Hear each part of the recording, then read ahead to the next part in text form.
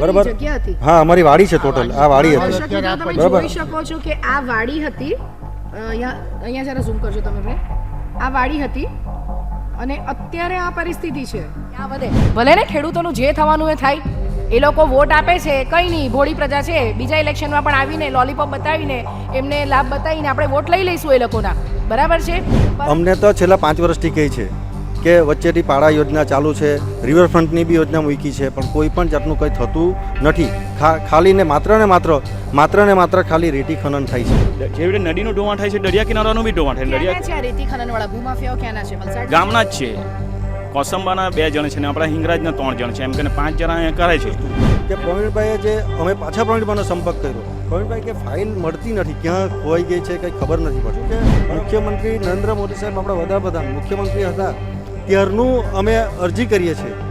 મુખ્યમંત્રીમાંથી PM સાહેબ બની ગયા, આજે ત્રીજી ટર્મ છે, છતાં બી કામ નહીં થાય. તો શું મુખ્યમંત્રી આપણે પીએમ સાહેબના નામે તમે કેટલું વોટ ચલાવવાના? કે દેખ તેરે સંસાર કી હાલત ક્યા હો ગઈ ભગવાન, देख तेरे संसार की हालत क्या हो गई भगवान, सूरज ना बदला चांद ना बदला, बदल ગયા ઇન્સાન. જી હા, નમસ્કાર દર્શક મિત્રો, સ્વાગત છે આપ સૌનું સત્ય ડે ન્યૂઝમાં. હું છું દિશા દેસાઈ. દર્શક મિત્રો, અત્યારે અમે આવ્યા છે વલસાડના ભદેલી જગાલાલા જે ગામ છે ત્યાં, અને અત્યારે તમે આ કેમેરામાં જોઈ શકો છો કે પાછળ જે છે મારી જોડે અહીંયા આ ગામના તમામ ખેડૂત ભાઈઓ છે. ખેડૂત ભાઈઓ અમને સંપર્ક કર્યો કે તમે સત્ય ન્યૂઝની ટીમ અહીંયા આવો ને અમારી જે પરિસ્થિતિ છે એ જુઓ. સમગ્ર પરિસ્થિતિનો તાગ મેળવ્યો અમે. છેલ્લા આજકાલની નથી, આ 1-2 વર્ષની સમસ્યા, છેલ્લા 20-25 વર્ષથી કદાચ એનાથી વધારે વર્ષો જૂની એમની સમસ્યા છે. ખેતીની જે એમની જગ્યા છે એ તમામ જગ્યા નાશ થઈ ગઈ છે અને એનું ધોવાણ થઈ ગયું છે.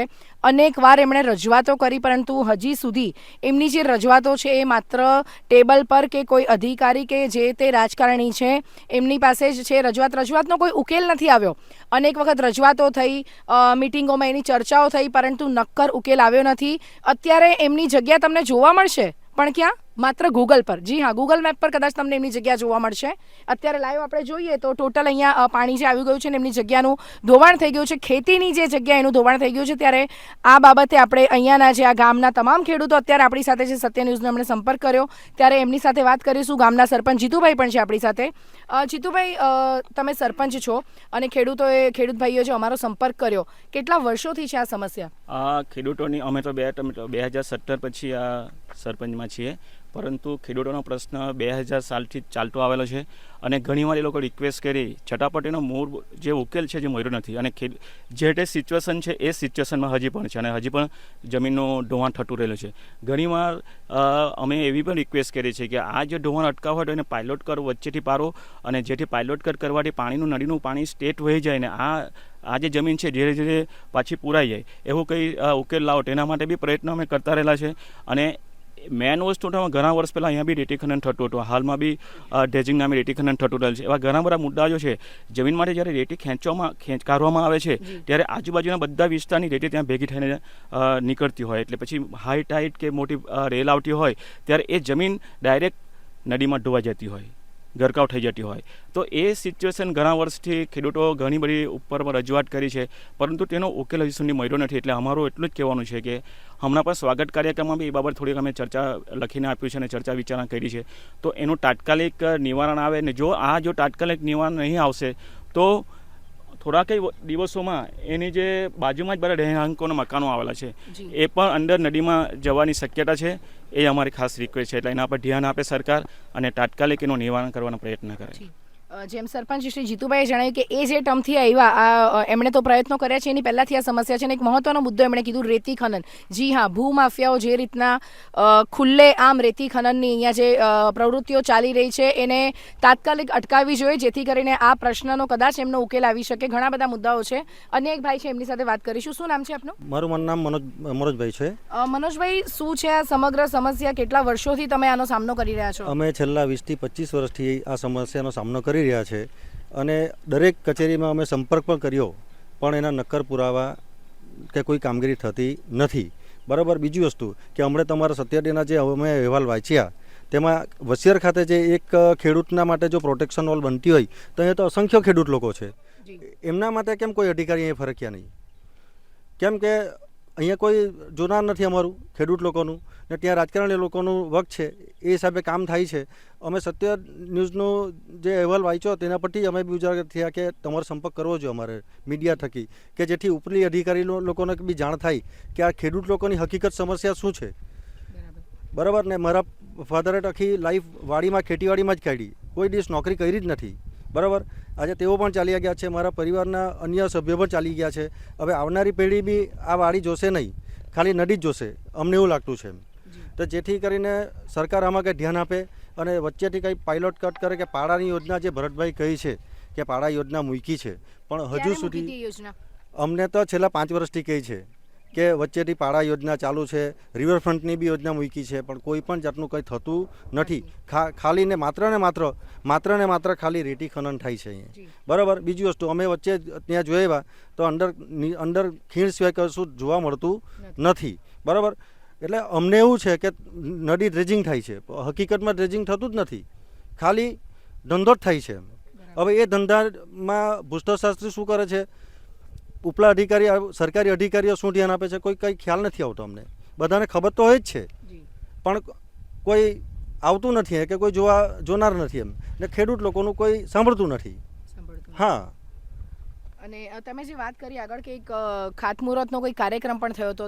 ખાતમુહૂર્તનો કાર્યક્રમ તાલુકા પંચાયત સભ્ય શ્રી પ્રવીણભાઈ હતા ત્યારે 12.5 લાખ રૂપિયાના ખર્ચે ખાતમુહૂર્તનું પાસ થયેલ હતું. બરાબર, અમે ખેડૂતોના ખર્ચે અમને કહ્યું કે તમારું પાસ થઈ ગયું છે, અમે ખુશખુશાલ થઈ ગયા. એટલે અમે એમ કહે કે ત્યાં સારું પડશે એમ કહી, એટલે ત્યાં પોકલેન આવ્યું ઔરંગા નદી પર પોકલેન આવ્યું, એટલે અમે ત્યાં પહોંચી ગયા. ચાલો ને ત્યાં રાખીએ, આપણને ઓપનિંગ જ કરવાનું છે ને સારું પડશે. અમે ત્યાં ઓપનિંગ કર્યું, ત્યાં એક દિવસ પોકલેન ઓપનિંગમાં ચાલુ બી કરી દીધું.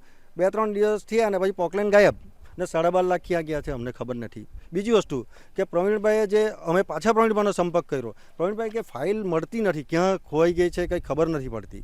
બરાબર, તમે કહો કંઈ વાંધો નહીં, અમારા પર એક કોપી છે. તે પછી પ્રવીણભાઈએ ધારાસભ્ય શ્રી ભરતભાઈને પ્રવીણભાઈનો ભલામણ લેટર આપ્યો. બરાબર, તે ભલામણ લેટર થ્રુ ભરતભાઈને પણ આપેલો છે, પણ ભરતભાઈએ પણ આજ સુધી અમારા ખેડૂત લોકો બાજુ કંઈ શું પણ જોયું નથી. બરાબર, અમે આશા રાખીએ છીએ કે ભરતભાઈ પણ અમારા બાજુ ધ્યાન આપે. તમે ઇલેક્શનમાં વોટ નથી આપ્યા? આપ્યા ને 110% આપ્યા છે, અને અમે તો ભાજપને કમ્પ્લીટ આ સરપંચ બાજુમાં છે, ખબર જ છે એમને. વેરો તો શું, આ મહેસૂલ પણ ભરીએ છીએ અમે. તમે કહેતા હો તો 1955થી અમે મહેસૂલની કોપી આપી દઈએ.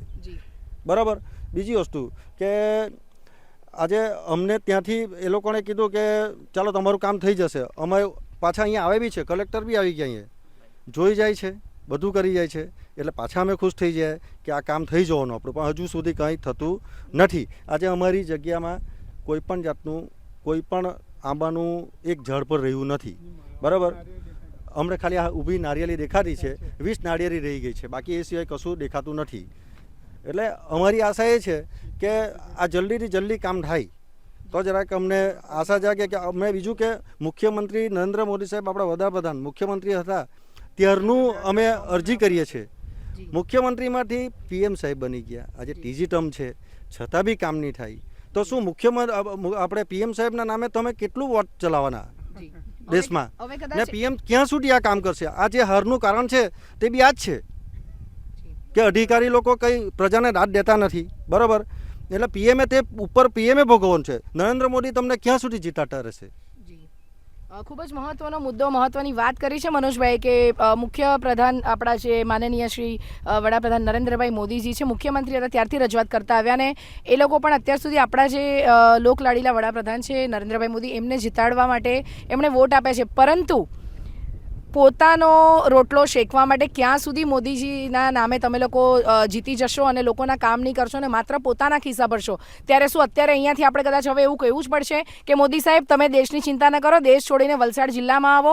વલસાડ જિલ્લા જેવા અનેક જિલ્લાઓ છે અને આવા અનેક અમારા ખેડૂત ભાઈઓ છે, તો એમની સમસ્યાએ મોદીજીએ જાતે આવીને સોલ્વ કરવી કરશે. શરમ કરો નેતાઓ, આ લોકોએ તમને વોટ આપ્યા છે, એ લોકો મહેસૂલ ભરે છે અને ટેક્સ પણ ભરે છે. અન્ય ખેડૂતો પણ છે આપણી સાથે, એમની પાસેથી જાણીશું. મનોજભાઈ કે કહેવા માંગે છે? હવે બેન એક જ અમારી તો ખેડૂત લોકોની આશા છે કે હવે આપણા નવયુવાન એવા શ્રી ધવલભાઈ પટેલ સાંસદ આપણા એ જ કામ કરે ને કંઈક અમારું ભલું થાય એવું અમે સાંસદ શ્રી પર આશા રાખીએ.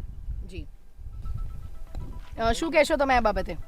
મારું તો એટલું જ કહેવાનું છે કે જે પ્રમાણે હવે આપણે જે નવો નકશો હમણાં સર્ચ કરીએ છીએ અમારા સર્વે નંબર, તો એમાં અમારા સર્વે નંબર પણ નથી બતાડતા નવા મેપ પ્રમાણે. તો એ રીતે અમારા નકશામાં જે રીતે જગ્યા ગાયબ થઈ ગઈ છે એ રીતે અમારે હવે બિન ખેડૂત થઈ જવું પડશે. બરાબર. આટલા વર્ષોથી તમારી જગ્યા હતી એ સર્વે નંબરમાં પણ નથી નથી બતાડતી હવે. મારા સર્વે નંબરમાં બી આ જ પ્રોબ્લેમ થયેલો છે. મેં 2021માં ડીએલઆરમાં અરજી આપેલી. મારા પપ્પા એક્સપાયર થઈ ગયા. પછી મેં જોયું તો 42 ગુંઠા જગ્યા કપાઈ ગયેલી ક્ષેત્રફળમાંથી. બરાબર. મેં ડીએલઆરમાં અરજી કરી, કોઈ જવાબ આપતું નથી. મેં તાલુકા સ્વાગત કાર્યક્રમમાં ગયો. તે પછી મારા 2021ની અરજી 24માં હમણાં 15 દિવસ પહેલાં ડીએલઆરમાંથી ફોન આવ્યો, તમારી માપણી છે. મેં કહું શું તમે નદીમાં માપણી કરવાના? બરાબર. બીજી વસ્તુ કે આજે જૂની નકલ છે મારી 88ની 74ની, કઈ નકલ જોઈએ તમને? બરાબર.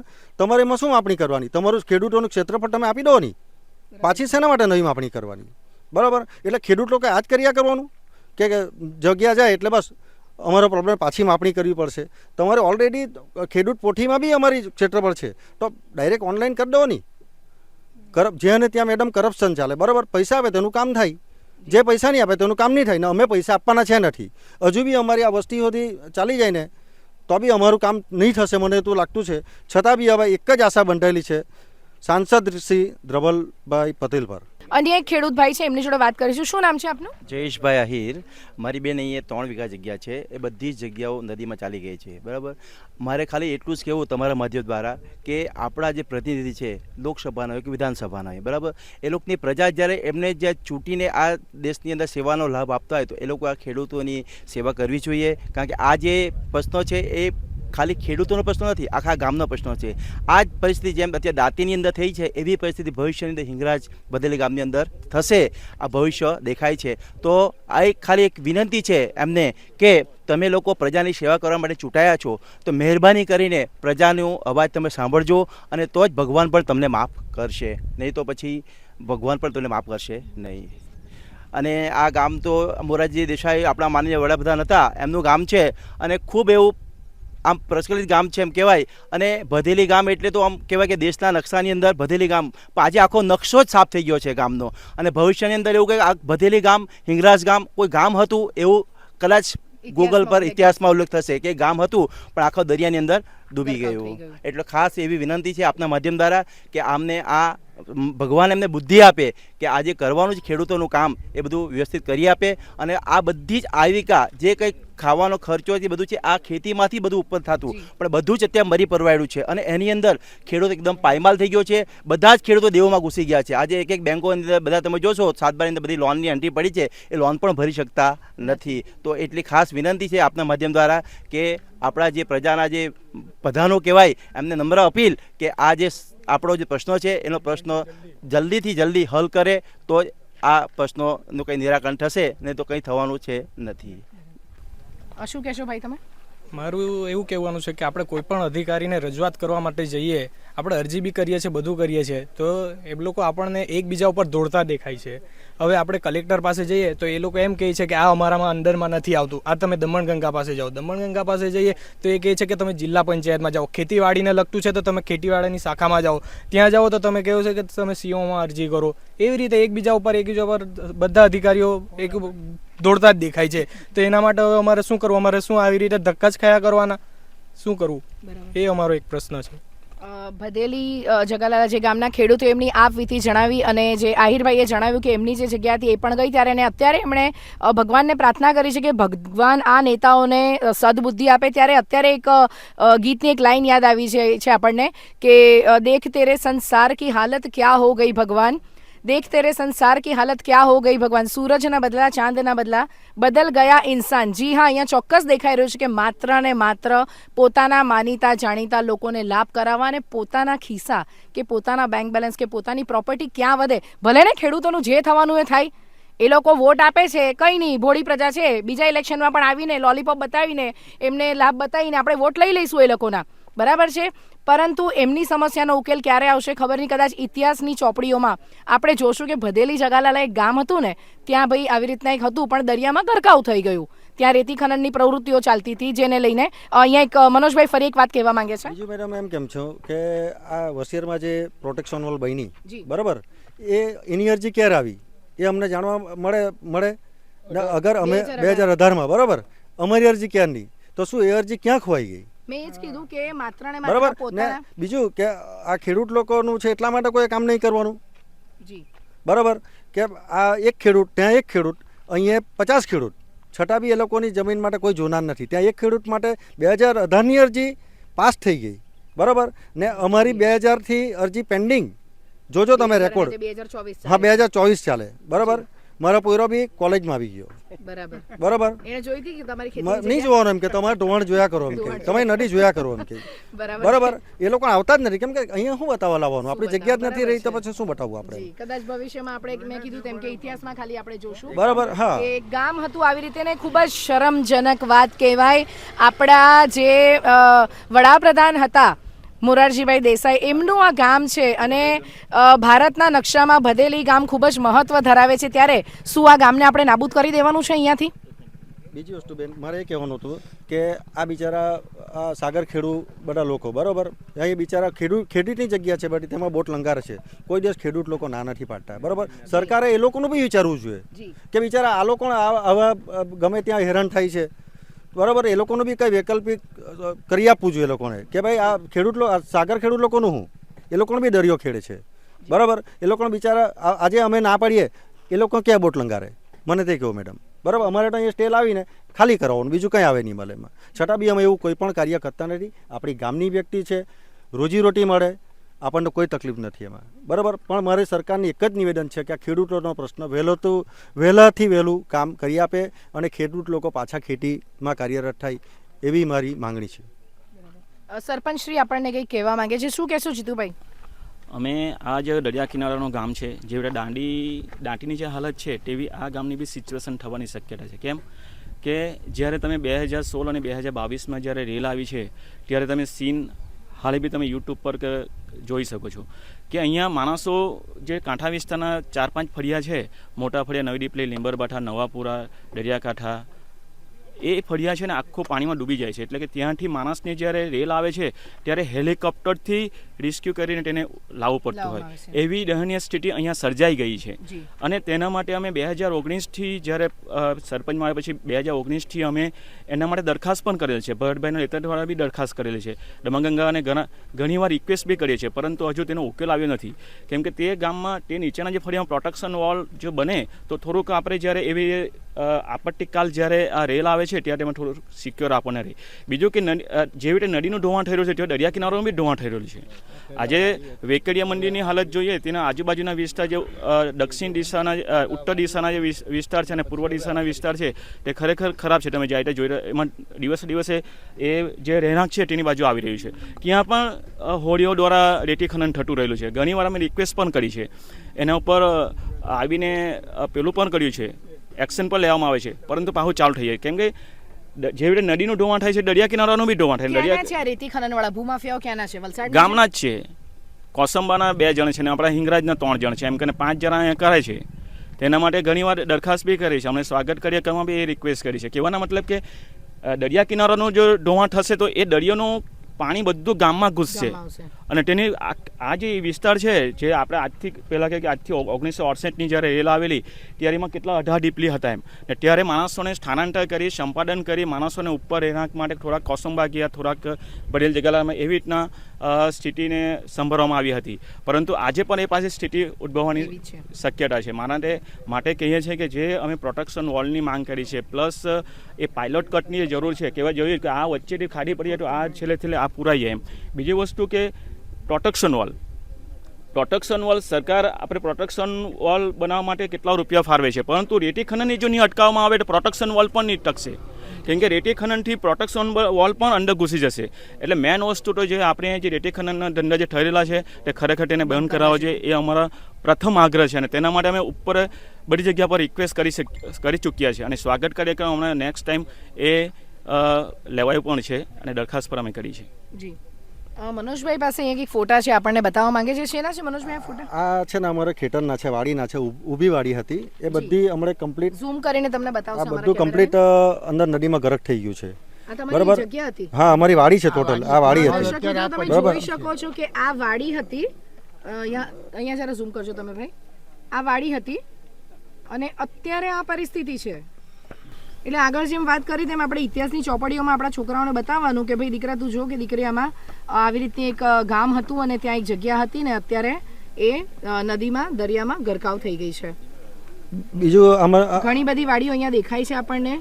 અત્યારે માત્ર આપણને નાળિયેરીઓ, અમે જેમ કેમેરામાં ઝૂમ કરીને તમને બતાવ્યું, નાળિયેરીઓ જ દેખાય છે. આ બીજી એક વાડી બતાવી છે એક ભાઈએ આપણને.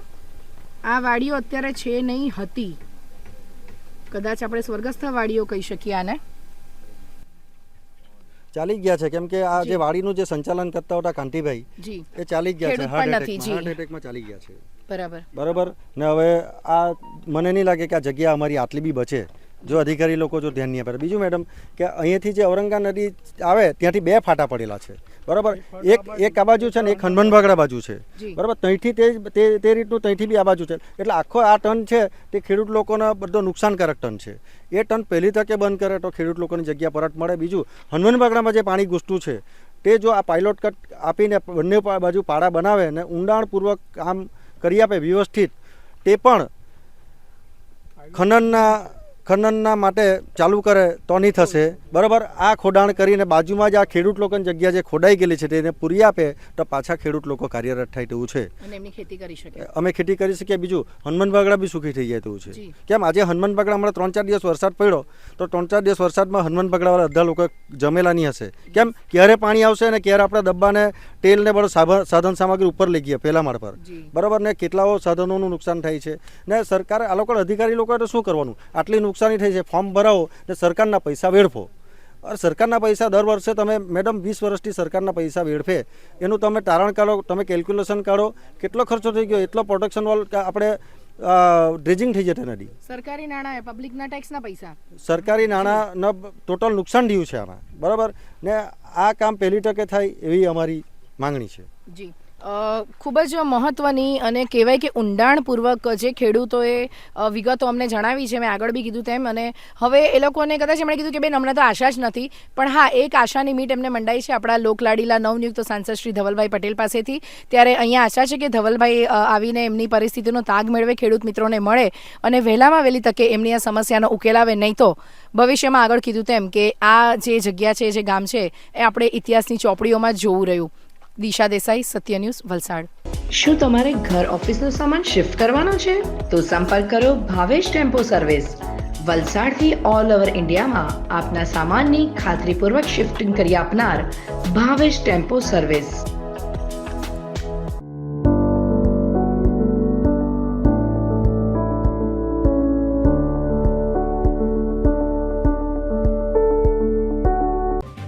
જો તમે આ વિડીયો ફેસબુક પર જોઈ રહ્યા છો તો લાઈક અને ફોલો કરો, અને યુટ્યુબ પર જોઈ રહ્યા છો તો અમારી ચેનલને સબસ્ક્રાઇબ કરો. સત્તરે.com, આઝાદી સમાચારોની.